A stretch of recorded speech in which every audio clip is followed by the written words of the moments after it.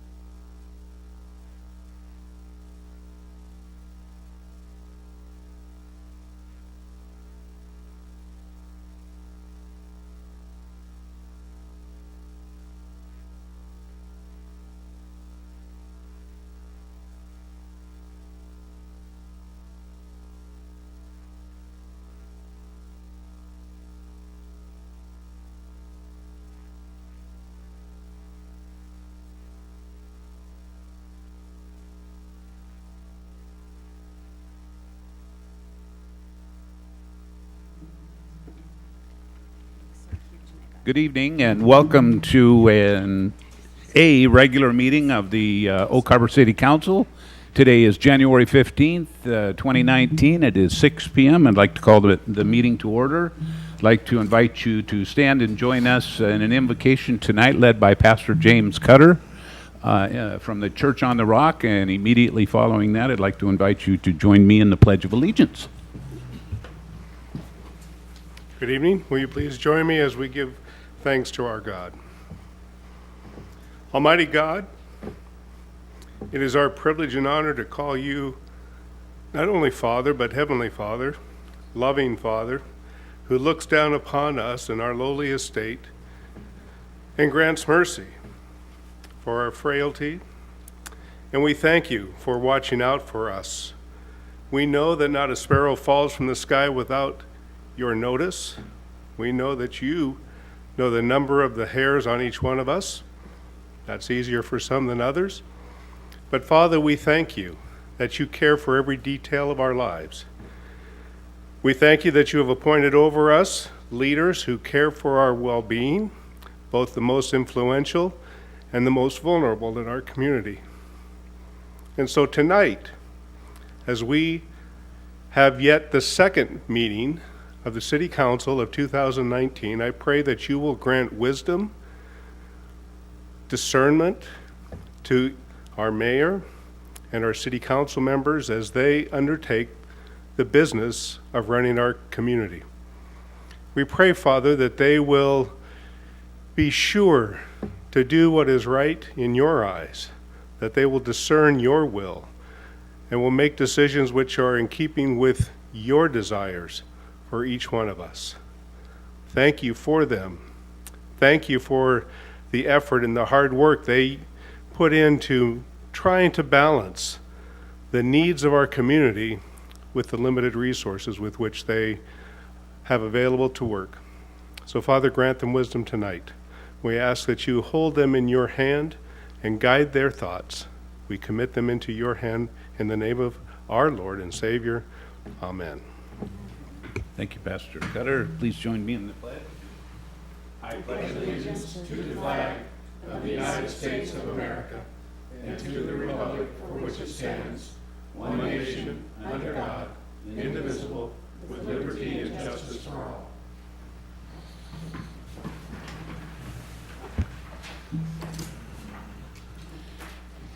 Okay, I see we have a council member that could not be with us tonight. I got an email asking to be excused. Councilor Wassinger. Mayor Pro Tem. Thank you. I move that we excuse Councilman Wassinger. Second. Okay, motion and second to excuse Councilor Wassinger. Motion by Mayor Pro Tem, second by Tara, Councilor Tara. All in favor, say aye. Aye. Any opposed? Okay. We'll move on to item number 1 on our agenda, which is approval of agenda. Seeing no hands up to change that, we will go on to item number 2. And actually, we're going to move right through that and get to item number 3, citizen comment period. Citizens may comment on subjects of interest not listed on the agenda or items listed on the consent agenda. To ensure comments are recorded properly, please state your name clearly into the microphone. Please limit your comments to 3 minutes to ensure all citizens have sufficient time to speak. And I see we have Ward Toner, who has come to the podium then, Mr. Toner.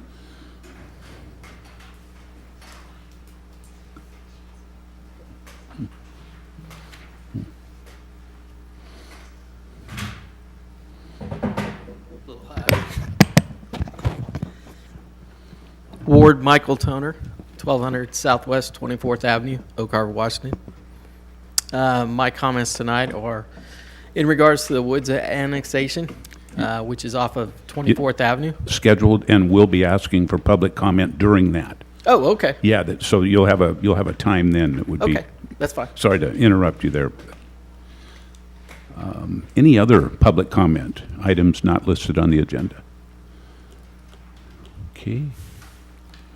Seeing no others at this time, we will move on to item number 4, our consent agenda.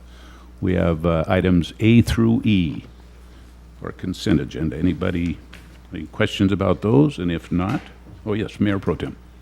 I would like to pull item 4C, please, Mayor, for some clarification on it. Okay. Item number 4C, authorization to solicit construction bids, water transmission projects, Rock Bridge. Okay, then items number A, B, D, and E will be approved as presented. And we'll go to item number 4C. I see Kathy Rosen and Jim Bridges coming from Public Works. Public Works Director Kathy Rosen. I'm not sure whom, I'm guessing it's Ms. Rosen, but is this one of the areas where the Navy will be splitting the cost for this intertie? I know whenever the WashDOT moves the water pipeline, we split it. This, But I didn't know about this intertie. no, this is just to improve our ability to isolate certain areas. We want to intertie the 10-inch and the 24-inch so that if we needed to shut the 24-inch, we could serve off of the 10 in that particular area. Oh, okay. It's in our water comp plan. It makes sense. I just wanted to check because I didn't see it. Usually you're very good about listing when we split the cost for things. Thank you very much. Thank you. I move that we accept 4C then, please. Okay, we got a motion and a second to accept consent agenda item 4C. Motion by Mayor Pro Tem, second by Councilor Servadius. All in favor, say aye. Aye. Any opposed? Okay, passes unanimously. We will move on to item number 5. And so that is mayor and then council members, followed by city administrator comments. I have a couple of items. I was going to talk about the artwork, which was on our wall earlier today, and will come back on our wall, I think, sometime tomorrow after the high school has a display at the college, and I'll wait until the next regular meeting to talk about that artwork. It is from the Oak Harbor High School students, if you've already seen it there, and it'll be back up in the next couple days. So I'd like to announce the new website for City of Oak Harbor is under construction. We're in the process of building a new city website and are working on the test model. If all goes smoothly, we hope to have the test site up for viewing in the next few months, running parallel with our current site. Also, I would like to recognize Ann Sullivan's service on the Oak Harbor Library Board. Ann made a significant contribution to the Oak Harbor Library Board over the last 10 years, serving on the board from 2009 until 2018. Ann will be recognized and receive a certificate of appreciation at the January 24th Friends of the Library meeting, so a big thanks to Ann Sullivan. And with that, I will go to council member comments. Councilors, Councilor Servadius. Thank you, Mayor. Just a request. I know you and I talked briefly, and I've talked to some others about there's been some options floated around as far as the 4th of July placement, and I was excited. Well, I appreciate some of the work that staff has done. I just want to make sure we have kind of a public discussion on what some of those options are, and it sounds like that's coming up on a workshop. I think it's planned for the next workshop. Okay. And I think the city administrator will elaborate on that. Yeah. Okay. I'll do under my comments. Okay. Okay. And then just one other gentle request I would make. I know as we approved the new budget and we had to make some sacrifices, one of those was the inability to fund a public affairs person full-time. So I would just like, or I look forward to kind of hearing some ideas and maybe a rollout as to, I know there was some discussion as to who might pick up those duties, but starting to firm up a plan so that we can implement that plan and know kind of a consistent set of communications that'll go out, whether it's monthly or weekly, not only to the public, but also down to the council. Thank you. Mayor Pro Tem. Thank you, Mayor. Mine is more of a request that we re-examine our CBD, what's allowable and not allowable, that maybe we might want to adjust our downtown section, firm it up or whatever, but go through a list and see a discussion on if we want to make changes or not. But I would like to see that sometime, please. That's the commercial business Yes, district, right? Commercial Okay. Business District, thank you. I see our city administrator taking rapid notes. That's good. Okay. Great. Good. Good stuff. Anyone else? Council comments? Yes, Councilor Eisen. Just briefly, one of the things on the agenda for those at home that aren't looking at our agenda was a memorandum of understanding for the Gary Oak Society. And I just want to thank the members of the Gary Oak Society for all of the work that they do. Just, one of those totally optional volunteer things that a group of people decided was important and has really, really made a positive and significant impact on our city, on our parks. And so just putting that out there, thank you, and I'm very happy that we signed this memorandum of understanding, and we will continue our relationship. That's all. Thank you, Councilor Eisen. They've got some very passionate members of that group. Anyone else? Councilor comments? Okay. City Administrator.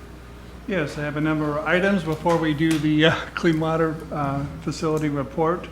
As was kind of discussed, the staff is still working on the Windjammer Park opening location and also what we do for activities. So I think in talking to council members, it makes sense to put this on the workshop. So it will be on the next workshop on January 23rd to discuss the location for the 4th of July festival, and then also discuss what kind of activities we want to do for the grand opening. So that will be coming next week.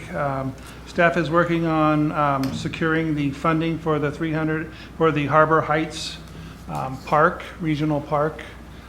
There was a little hiccup in the governor's budget with that not being funded, but I think we'll work with our legislator, and it's also on our priorities to make sure that $350,000 grant that we're dependent upon for this $2.1 million project is funded, and so we'll work on that. Keep you posted on that and any support we have on that. Yesterday, it was my pleasure to go to the fire department and to give a 10-year fleece to Connor Ching and congratulate him on his 10 years of service as a paid-on-call firefighter. Did I get everything right? You got it right. Okay. All right. And then another item is there was a federal program for opportunity zones, and I think that's might be what you're referring to, where there was a tax break in the IRS, and that we have the only designated census tracts in Island County that were low enough to meet that requirement. So I do have a contract proposal with the Economic Development Council of Island County to help us in promoting that and answer questions to people and be our spokesperson for that initiative, that tax break initiative in opportunity zones. And I think that finishes my list, so I'll go ahead and turn the time over to Brett Arvidsson to give us our monthly report. Good evening. It's time for our Clean Water Facility Project update. We had a major milestone on the 1st of January. This is the lagoon. As we left, it was our final day. We transferred the lagoon over to the Navy, so we are no longer involved with the facility. It was a nice day to say goodbye. With that, we've also started handling our own biosolids. This is what our containers will look like. So as we make a load of biosolids, that'll be going out just a regular dumpster. Right now, we're not drying it. We're just making a wet cake, but we are sending out a couple loads a week. This is what the park looked like on January 1st. You can see quite a bit of that white stuff is all hardscape. So a lot of the hardscape, especially on the west side, is getting done. You can see the topsoil going in on the north side, and actually they've been very busy with the topsoil installing that. So things are moving along nicely. This is another view of that, and this is the first time I've seen that aerial angle, and it says a lot for what we're trying to do. This is what our promenade looks like. This is actually standing on Pioneer looking to the south. So eventually we'll have a nice connection right along there. We still have received some odor complaints. They're not coming from the treatment plant, they're coming from the compost. So if you get a complaint, there's several people thinking it's a treatment plant, but it's not. Our systems are working quite nicely.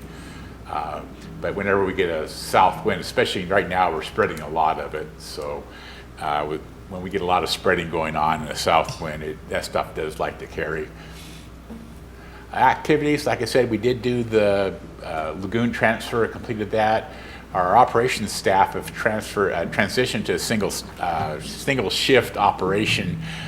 They were put in 24/7 for about 6 weeks. Right before Christmas, we went out, so we've got the SCADA system up and running, and mechanical system's pretty reliable. So they're basically on-call operators taking a computer home, and if we have a call at night, they respond to it from there. So that was a great relief, and we're getting nights now. It's like with the baby, you know, we're getting nights where we get a full night's sleep, so that's nice.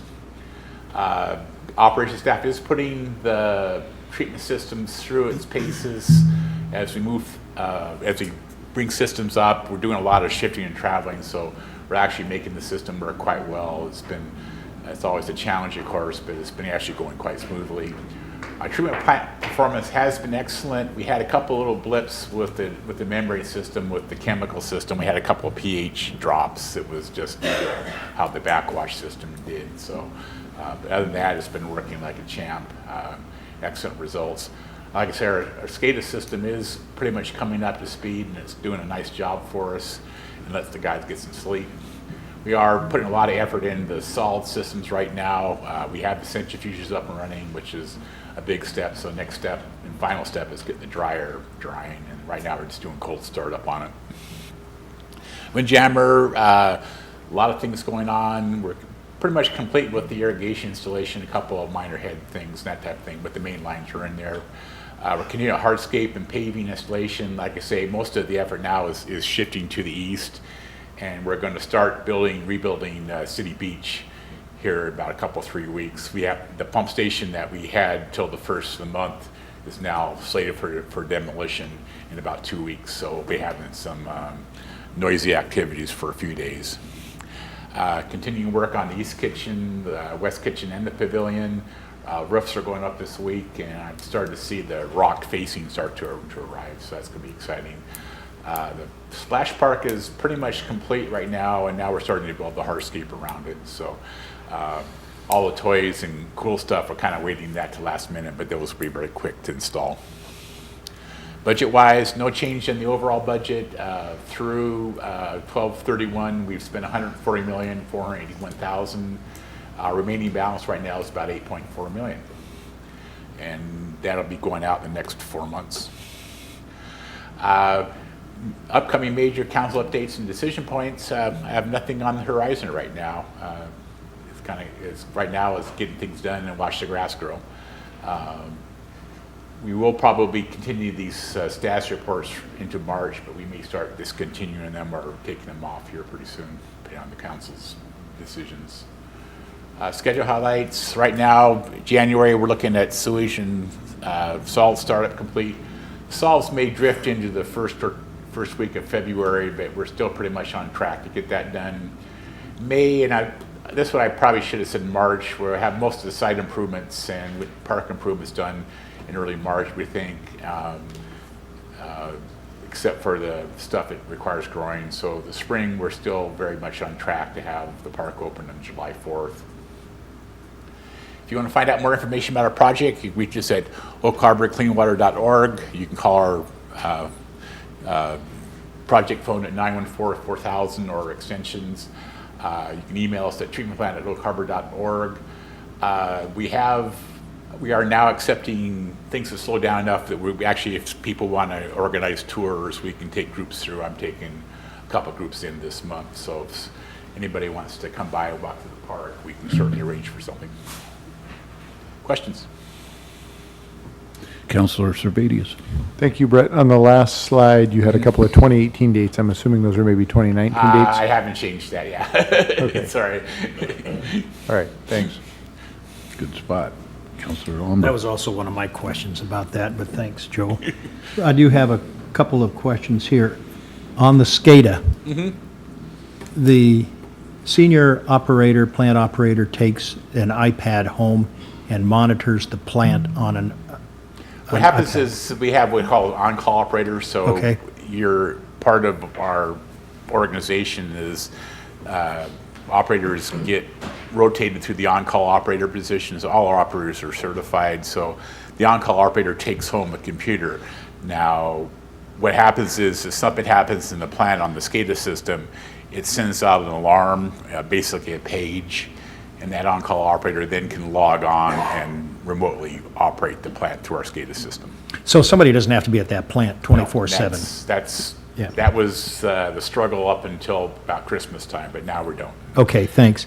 So when do you expect the dryer system to be operating so that we can dispose of Class A solids? Well, we have the dryer system up in operation in February, first or second week, I'm hoping, depending how things go the next 2 weeks. But remember, once we start operating the system, DOE requires a test time of at least several months, could be longer than that, to prove out that we're meeting the Class A requirements. And I personally would like to ask it to be to a Class A product by early summer so we could actually market it to the summer gardeners. Yeah, okay, and then when we are able to do that, what are you doing right now to find sources for disposal for receiving the fertilizer, essentially, if it's Class A? Do we have a Beginning that plan? marketing process. As a matter of fact, we had a We're call. doing that now? Yeah, and we actually had a call on that. So we've actually contacted several people in the local area, and part of our outreach is also going to contact people like the Soil Conservation Service, Extension, because they oftentimes, and so we'll start contacting that. But there's several actually people in the local area that we're actually in contact with also. So you anticipate that most of this Class A, if it gets rated as Class A, can be disposed of on the island or very nearby? I'm hoping, I think I'm about 90% sure that we'll get rid of most of it on the island. Once this material gets the proper marketing and people understanding this area is very popular. Where are you disposing of the stabilized sludge right now? Right now, because we're not drying it, it's actually going to a landfill because we're actually not treating it. Which landfill? Where does it go? Just to our transfer station. It goes out with the garbage. It's Oh, solid okay. waste. All right. And that's just an interim till we get the dryer. So we had a short period of time when we weren't able to go to the lagoon and the dryer wasn't running. And we actually permitted that almost a year ago to make sure we had that ability. Okay. Thank you. That's all I have, Mayor. Okay. Anyone else? Any questions? Okay. Thank you, Brett. Nice report, as usual. Okay, we will move on to item number 6 on the agenda, public hearings and meetings. To speak during a scheduled public hearing or meeting, please sign in on the sheet provided. If you didn't sign in, I'll still give you a chance. To ensure comments are recorded properly, please state your name clearly into the microphone. Please limit comments to 3 minutes to ensure all citizens have sufficient time to speak. And item number 6A is Ordinance 1862, Annexation of Wood Property. So, our senior planner, Kamak. Good evening. Here to present the ordinance to consider the annexation request by Mr. Harold Wood. This is a property that's located on the southwest corner of, this is Highway 20 and 24th. The southwest corner is in the city, and this is the property along Hager, what used to be Hager Road, and is now Southwest 24th. It's about a little less than 5 acres. Mr. Wood wrote a letter to the City Council earlier in 2018 requesting annexation. The City Council considered the request and approved the process to move ahead. The owner has filed all the necessary documents like legal description and petition with the city. The city then sends it over to the county to get a determination of sufficiency. They look at the ownership information, and in cases of where annexation has multiple property owners, they also determine whether the people that signed the petition are 60% owners. In this case, it's 100%, so it was an easy determination for the county to make. So they did that, and so this is allowed to move forward. In terms of the process within the city, the applicant has requested an R2 zoning. This is something that we did with our comprehensive plan land use element in our 2016 update. We had the option now in our low density residential land use that the property owner can kind of choose between R1, R2, and R3 for as a zoning classification. This is something that we considered as a flexibility in our code so that property owners can take advantage and use higher density where services are available, and therefore the owner has chosen the R2 zoning classification for this property. So in considering annexations, there's no, if you meet 1, 2, 3 clauses, you automatically get into the city. This is not the case. The City Council has absolute discretion on whether you want to bring this property into the city or not. Usually what staff does is to evaluate the annexation against the established goals and policies in the urban growth area, and that's what we've done here. This is a logical extension of the city boundaries. We've got services on 24th. It doesn't create any odd enclaves or islands. Utilities are available to the site. One caveat here, the timing of development will determine how the utilities are designed. If they, for example, in this map, we have this property here on the southwest corner that's currently going through a preliminary plat review process. If they get approved and move ahead, and if the subject property comes for development after, then they can connect their utilities to what's being built on the corner and use gravity flow for sewer, etc. But for some reason, if they jump ahead of any other development, then they would have to pump their sewer with the forced main up to 24th and then get it out there. So the design of the utilities will be different, but they are available, and it's just a choice of the developer to choose the right timing so that they can use the utilities efficiently. There's minor impacts to the level of service. The development proposal will have to evaluate transportation-related issues in the area and see what impacts that they would have based on any development proposal. And that's just part of our development review. When we do annexations, we get comments from other departments, and the fire department has responded to annexations. It's always a challenge when more properties added to the city. That's additional property that they have to serve. And so therefore, the fire department has made comments on how it affects response times, or may affect response times here. That's an ongoing discussion at the council level that needs to be addressed at some point as the city grows. But nevertheless, that's their response as we bring more and more property into the city. So, in short, this is a logical extension. It's within the UGA. It's a good extension of our services and a good density to consider in this area. So there are no real major issues in annexing this property to the city.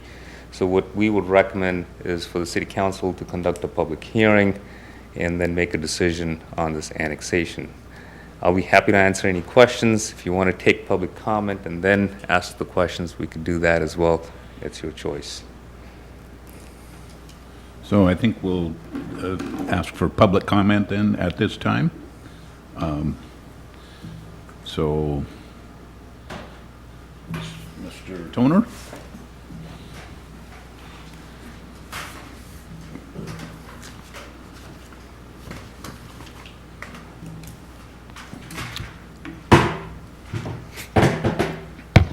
Ward Michael Toner, Southwest 1200 24th Avenue, Oak Harbor, Washington. My comments are about the current plans for housing in the area. I believe there's 147 units off of Highway 20 going in, and this is another piece of land that's going to be annexed, obviously for residential housing. Not against the annexation, but the traffic flow in the area is somewhat concerning. 24th, as you come down it, turns into a one-way. Most of the neighbors in that area, if you can't get out on Highway 20, will take Ridgeway to get to Fort Nugent and into town. So currently, there's a lot more traffic going through Ridgeway, and Ridgeway is surrounded by the city. The streets are kind of narrow there. There's some blind spots. So those are my concerns, and that's what I wanted to bring up. Thank you, Mr. Toner. Anyone else for public comment? Okay. Seeing none, we'll look to the council. Mr. Kamak, Mayor Pro Tem. Thank you, Mayor.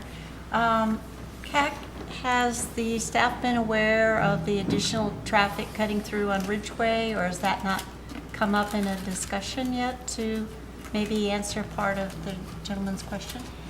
The city is aware of the impacts of traffic on 24th, and it's becoming more apparent with the development proposal that's there, that's currently going through the review process. So the proposal, and we'll have to look at Southwest 24th, whether there's turn lanes required or as such. There's also Eagle Vista Road that will be extended through that, so that'll be another kind of entryway into that area. So both of those intersections will be looked at, and the review is ongoing. WashDOT is the one that actually makes the final call on what happens at those intersections because it's a state highway. They're fully aware of it as well. So some sort of improvement is imminent as development occurs here on 24th. We just don't know the details of it yet because we haven't gone through the review process completely. All right, thank you. Councilor Wiesner. First off, Mr. Toner, thank you for coming in. We really appreciate it when the citizens come in with their input. And I just want to clarify, CAC, that the annexation process itself does not commit the city to allowing a certain density or a certain type of housing to go there. There's a whole nother vetting process that takes place after this when a development application comes in. And during that process, then obviously traffic review and traffic concurrence studies would have to take place before any sort of project would be allowed on the property. Yes, the zoning is R2, limited medium density residential. The developer or the applicant can choose to build single-family homes, which is also permitted under that district. So you could get a lower density, or you could get the R2 density. So depending on that development, they'll calculate the trip reports and the traffic impacts based on that. But either way, the developer will be responsible for creating those trip reports and then providing any mitigation for traffic that's required during that process. And that process takes place after this process when a development application is submitted. Yes, that's correct. Thank you. Councilor Heisen. Thank you, Mayor. CAC, are there any, you may or may not know this, I think I know the answer to this question. Are there any immediate plans or expressed interest in plans for developing this property? Or are we just annexing it because Yeah, somebody wants to? we don't know that, and I don't know if the applicant knows that yet. There was mention of them having conversations with the folks that are developing the property to the east, but Okay. I can't say for sure anything is going on there. Okay, but nothing is perceived They as haven't being shared imminent? anything Okay. with us yet. Okay, perfect. I appreciate the fire department's concerns about further expanding our service area without expanding, staff or other resources. I'm okay with the annexation because, like Keck said, it's logical, and because there isn't imminent development, that review will happen in its time. But and thank you to Mr. Toner for taking the time to come out and let us know, because when we hear from people that actually live in the neighborhoods that are impacted, that is really helpful, and that's something that we will keep in mind further down the road if you aren't able to make it in the future if we start doing other development reviews. So I totally support this. It makes sense to me. So thank you for the feedback, both from Mr. Toner and from the fire department. I'm gonna tuck that away for future reference. Councilor Servadius. Thank you, Mayor. Thank you again, Mr. Toner. I appreciated Councilmember Wiesner pointing out the sequence of events here, because we often get feedback. And of course, we want to go through and the proper sequence of events and make sure the traffic concurrency is included. I'm curious, well, two questions specifically. R2, will you remind me, what is the density there that would be allowed? I believe it's 6 to 12 units per acre. 3 to 12. 3 to 12 units. 3 to 12? Yes. Okay. Thank you. And is that, when they look at traffic there, is that completely separate of the Gary Oaks, which I think is what Mr. Toner, when you referenced the 147 units, is the Gary Oaks subdivision? Are they being looked at the same time as far as the traffic impacts? Because one or the other, they may both happen, or one or the other may happen. They have to assume a certain number of trips that's generated from the development, and then they assign those trips to turning movements. So it's a little bit of art and a little bit of science in determining the impacts. But I think both WashDOT and the city know that there are impacts to 24th based on these development, and something has to be done at that intersection. It's probably be like a right turn lane or something that's going southbound that needs to access that. Maybe a left turn lane from the south side as well. Okay. And then just one other thing, the public hearing side of this, was public comment sufficient for that? As part of the recommended action? I think it is. I think we're conducting the public hearing now. Okay. Thank you. Anyone else?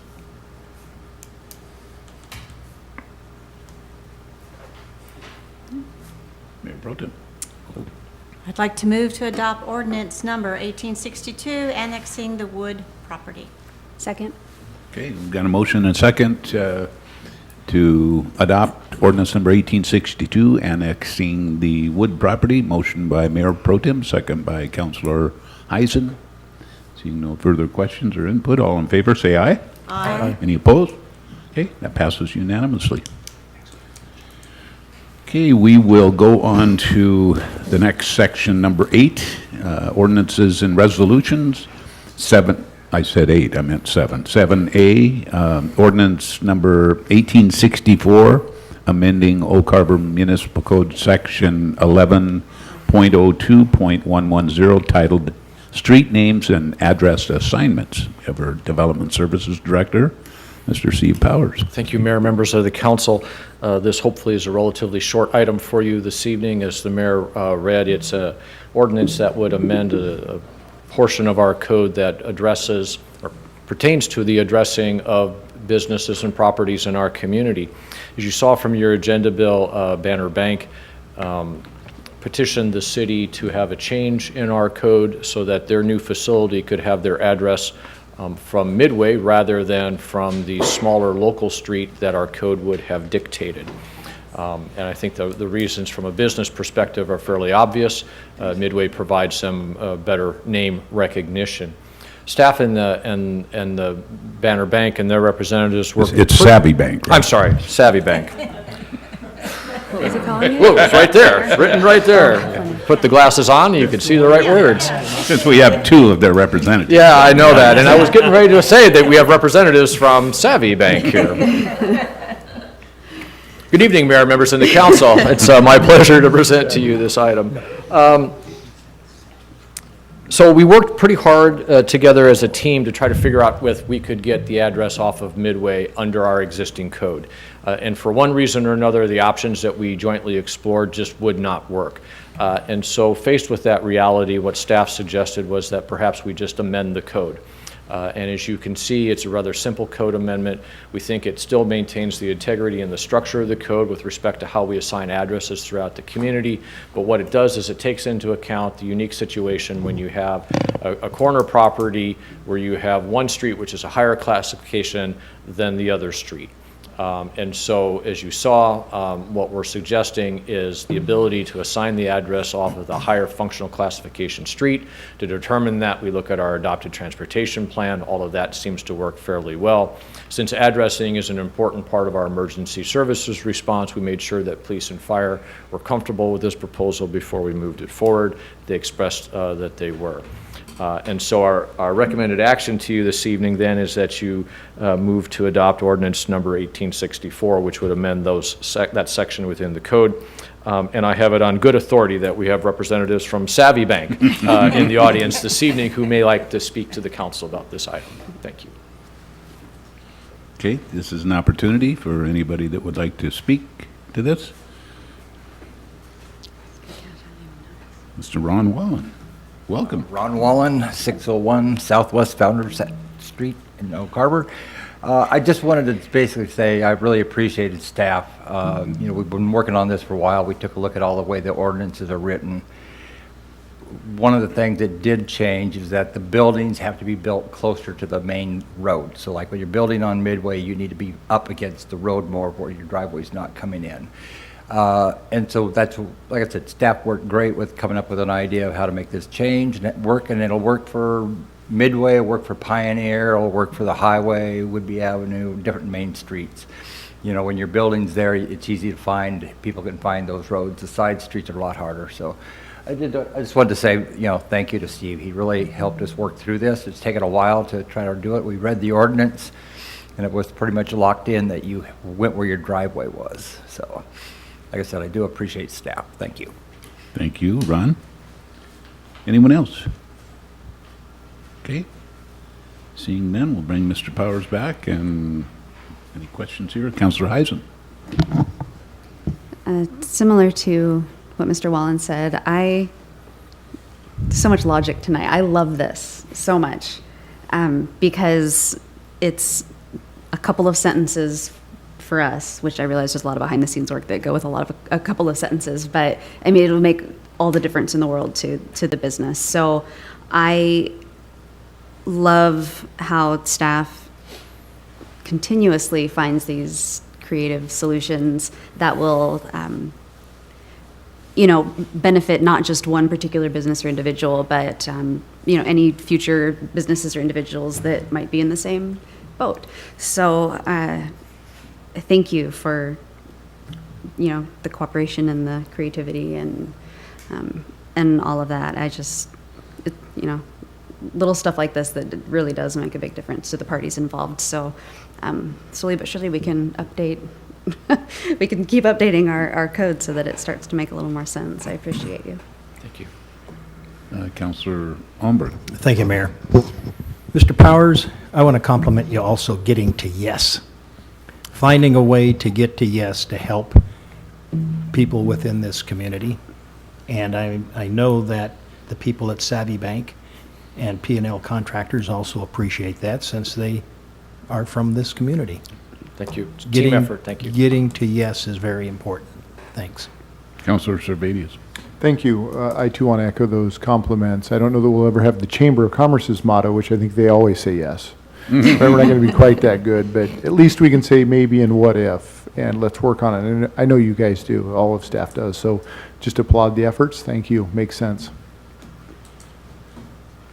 Councillor Larson. So maybe our new motto should be working hard to find solutions that work, because this epitomizes that. And with that, I move to adopt ordinance number 1864 as presented. Second. Got a motion in 2 seconds to adopt ordinance number 1864 as presented. I know the motion goes to Larson. I'm going to give the second to Wiesner. Councillor Wiesner. No more questions? All in favor say aye. Aye. Any opposed? That passes unanimously. Thank you, Council. Thank you. Savvy Bank, go get them. Okay, we'll go on to 7B. 7B is Resolution 19-02, amending the master fee schedule. And we have our city attorney, Nikki Esparza. Thank you, Mayor, members of the City Council. This evening, I have the pleasure of presenting Resolution 1902, which is just your annual amendment to the master fee schedule.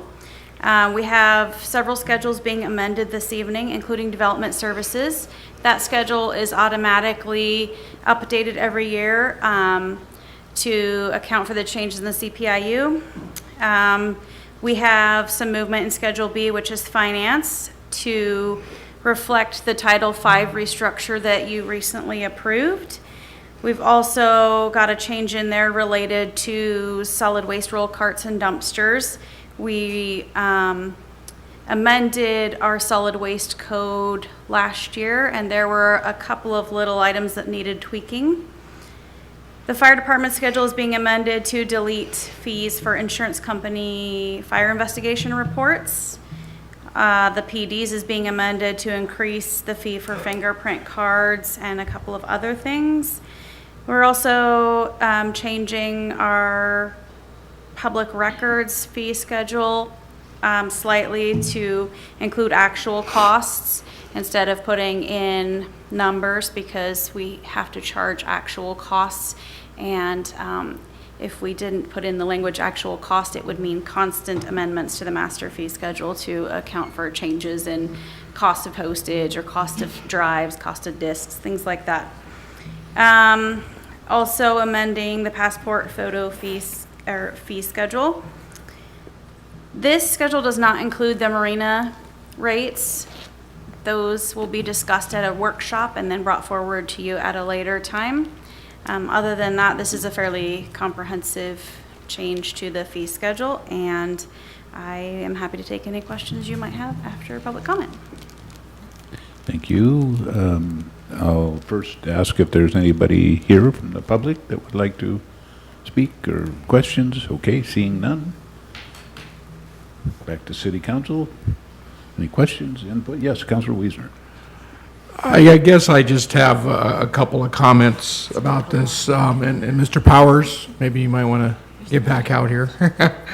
So development services, I know each year that we look at the consumer price index and make that adjustment, but, you know, at the same time, we're constantly talking about affordable housing, you know, and you know, this does have an impact, although minute, on the cost of housing. And so I'm wondering we've just experienced a pretty good year for development services. We've had a kind of an uptick in permitting. And I know, of course, often uptick in permitting, equates to needing more staff, and I understand that, and I guess what I'm asking is, what's the balance here? What would be the impact upon development services if we decided not to take a CPI adjustment this year, and stand behind what we're saying about trying to create a place for affordable housing?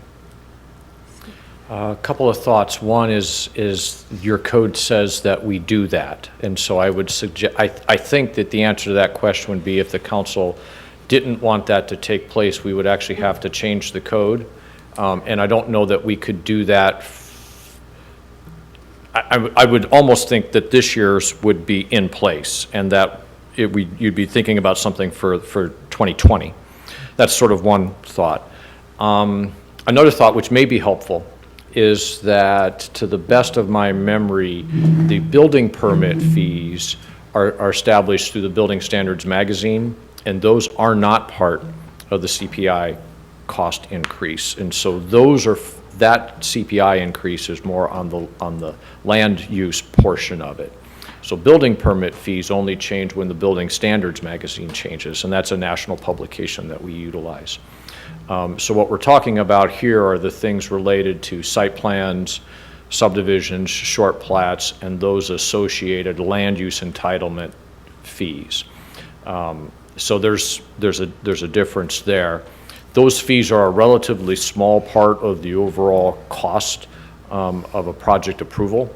I think your more significant fees are your system development charges and your impact fees, and those are not subject to the CPI index or CPI increase either. So what that really covers are, again, the land use portion of it. The other point that I would share with the council is that our structure is nowhere near a cost recovery structure. And so you are already subsidizing to a fairly large degree the cost of your services and development services right now, because our fee table is not based on actual costs of the staff time and all of the overhead costs and all of those things, which you will see in communities that try to have more of a cost recovery model. So we have a fee process, but it's not intended in any way, shape, or form to cover the cost of the folks that you have providing that service to your community. So just some random thoughts, tried to stitch them together for you. Okay, thank you. Very, very good answers. Very good answers. Chief Trusker, I have a couple of questions for you about the impoundment fees for animals, and I guess my concern here is for a first-time offender. We're taking some pretty good jumps. Looks like in some places we're almost doubling the fees when it comes to impoundment of animals, and I guess my initial thought of this is we want to promote, obviously, those animals getting back into the hands of the owners, especially when it's just a erroneous error, first time, got a new puppy, it got out. I can certainly see the repeat offenders, and I can certainly see dangerous dogs. I can certainly see increasing fees for those folks who don't follow licensing and rules and regulations. I'm just concerned that, for a young family who just brought home a puppy, we might be moving that number so far out that it's not something they're able to go and recover. So, a few things behind that. One is we haven't seen an increase for a little while. We've done some research with other communities, and we're way behind. So we're catching up, so to speak. We're also being more consistent with Island County. We're moved to the new facility, so of course our gas and stuff is something we factor in, which isn't necessarily what this is. We just haven't caught up or stayed current. We certainly don't have to go with these amounts, but as we looked at other communities and what they're doing, including our local areas, we try to become more consistent with the rise of costs of processing. And you're certainly right in the respect of it costs a little more to get your animal out. Of course, part of that is also potentially a deterrent that you need to make sure you're securing your animals so that they're not out there creating a hazard or something similar to that. So that's the theory behind that. A lot of it's just we just haven't stayed current. And this brings us back up to where a lot of people are. Can you give me an idea how many years it's been? I know you haven't been around that long, but I don't know. I've been here 2 years, and I don't believe we've raised it then, and I think it's been a while. I just know when we talked to WAIF, we talked about some of their costs and where other people are at, and then we did some research with other local areas. I didn't do the research to see when the last time is that we raised it. do you know, does WAIF have any program to assist a family that may find themselves in that situation where they just don't have the money to, I mean, the impound fees, Yeah. add up day by day by day, and I can just see somebody between paydays, and the next thing you know, this is a $200 bill to get their puppy back, and I'm just concerned that all we're doing is putting more puppies in the kennel and not getting them back out. I don't know if they have one. I don't think they have anything to assist with our city fees. We've of course reduced our commitment or our hold time to 5 days from 6. So after that, this negates and it goes to WAIF directly. Okay. So we've reduced our holding period. The intent, of course, is for somebody to pick it up sooner than later, and that's part of that boarding fee. And then as the costs go for food and care and all that kind of stuff, that's what that extra fee is taken care of as it's going along. So what you're saying though is after 6 days, those 5 days, those fees cease and They deal directly with WAIF at that point. waive. So then they do have an opportunity to work with them. They do, and I don't have the numbers. WAIF, of course, has a fee too when it's in there, and I don't have those numbers here. Okay, thank you, Chief. Okay, any other questions? Mayor Pro Tem. I move we approve resolution number 19-02, amending the master fee schedule. Second. Okay, we've got motion to approve resolution number 1902, amending the master fee schedule. Motion by Mayor Pro Tem, second by Councilor Larson. No other questions? All in favor, say aye. Aye. Any opposed? Okay, that passes unanimously. We'll go on to 8A, under contracts and agreements. Interagency agreement, State of Washington, State Patrol, and Oak Harbor Fire Department. We have our Fire Chief, Ray Merrill. Well, good evening, Mayor Welcome, and Chief. Council. It is time once again to renew our contract with the State Patrol for fire mobilization. It's a 4-year contract. The nice part about that is we get to go somewhere, we get to play in fire, and we get paid for it. That's pretty simple. And what we're looking for is to have the mayor sign a contract for 4 years with the State Patrol so we can still participate in state mobilization. That's it? That's it. That was short. Anybody from the public got any input or questions? Okay, back to the council. Any questions? Get to play with the State Patrol. Yes, Mayor Pro Tem. If there are no questions, I authorize the mayor to sign the interagency agreement between the Washington State Patrol and the Oak Harbor Fire Department to provide assistance with the state fire mobilization plan. Second. Got a motion and a second. Motion by Mayor Pro Tem, second by Councilor Servadius. That reads exactly like the recommended action. Any other input or questions? Seeing none, all in favor, say aye. Aye. Any opposed? That passes unanimously. Thank you. That might have been a record. Way to go, Chief. Thank you. Okay, we will move on to item number 8B, Utility Construction Agreement Revision, WASDOT painting the city's water transmission main brackets and supports. You're not looking for volunteers, I hope. No. Public Services Director Kathy Rosen. Thank you, Mayor, members of the council. In September, I brought to you a contract with WashDOT to include painting of our 16-inch transmission main under Deception Pass Bridge, as well as the brackets and supports for the 10-inch under Deception Pass Bridge. WashDOT will be doing that project. They're going to paint the entire bridge during spring of 2019 and continue into 2020. At that time in September, we had an engineer's estimate of $363,992.23, and you approved a contract which was a like a time and materials, and then allow an allowance of 25% for changes if any were to occur in that contract. Since that time, WashDOT actually received bids, And based on the low bid that they received, the cost of our share of the project could have skyrocketed to possibly even over $1 million. So WashDOT came back, and knowing that we would have to come back for a contract amendment, given that the cost was much higher than what was originally anticipated, WashDOT came back and suggested going with a lump sum contract in the amount of $364,937.42, which is based on an estimate that they've come up with at this time. So what you have before you tonight is a new contract that would change that to a lump sum, which is very close to what the original engineer's estimate is. So it won't ever be any more than that, $364,937.42. And this is one of those projects where the Navy will share in the costs of the work related to the 16-inch transmission main. So at this time, we're asking council to consider a motion authorizing the mayor to sign a utility construction agreement with WashDOT for painting the city's 16-inch transmission water main and the brackets and supports for the 10-inch water transmission main that are connected to the Deception Pass Bridge in a lump sum amount of $364,937.42.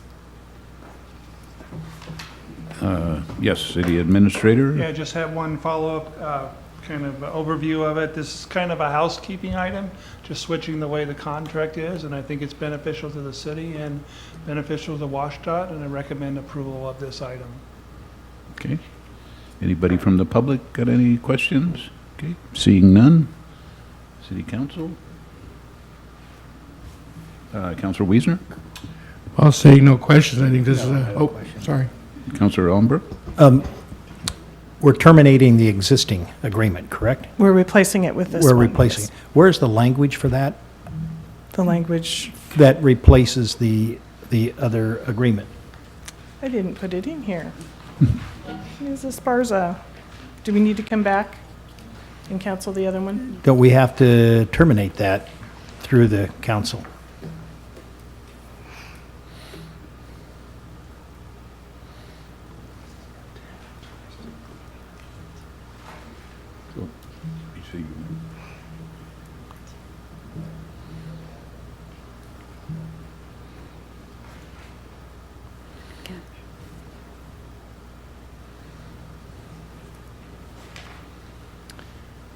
Darn the details. I know. Important I detail. was so excited to get a why we pay lump you the sum big bucks, right? agreement. And that doesn't even include the percentage allowance. No, there's no contingency. It is Yeah, lump it's all sum, included. period. Yeah, That is wow, it. Wow. Good deal for the city if we. It sure feels don't like have to it. pay twice. Yeah. So this contract is the same contract as the last one. It just changes it to the lump sum. We can see if WashDOT's willing to just sign an agreed termination of the original contract, which of course I assume they will be.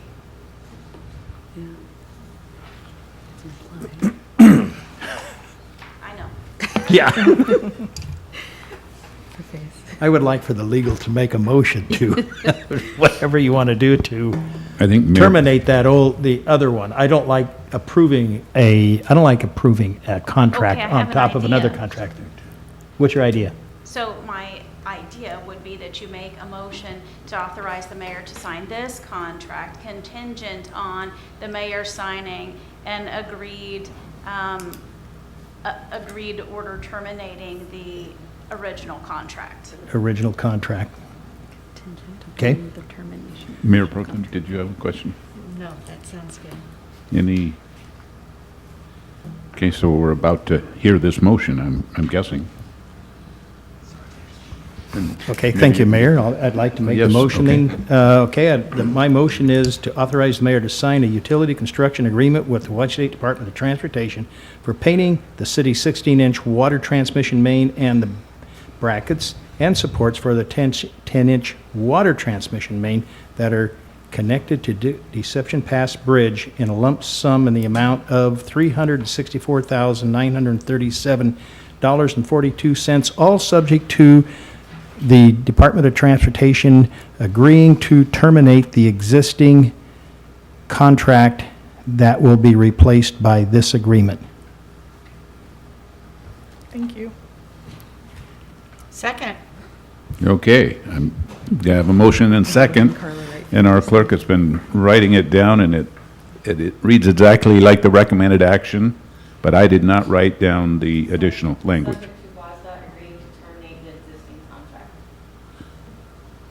Any questions about that, about the motion?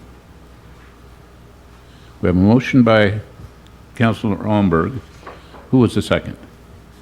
Mayor Pro Tem. Motion and a second. Any questions? All in favor, say aye. Aye. Any opposed? That passes unanimously. Thank you. Okay. We're going to get a new, what color is it going to be? Yeah, okay, I was kidding. Okay, now, we have no other items other than executive session, RCW 4230.110, 1B, acquisition of real estate. So I believe that we will... How much time? 20 minutes? Okay. We will go into executive session for 20 minutes and not make any decisions.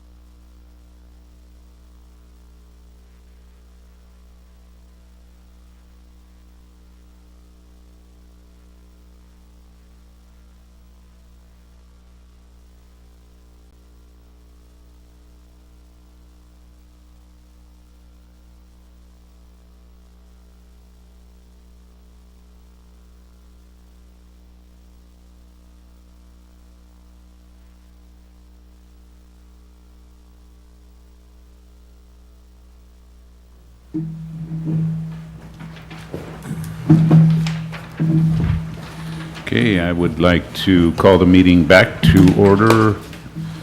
January 15th, regular meeting, Oak Harbor City Council. We have been in the executive session. It's 7:31, and no decisions were made. I would entertain a motion to, So moved.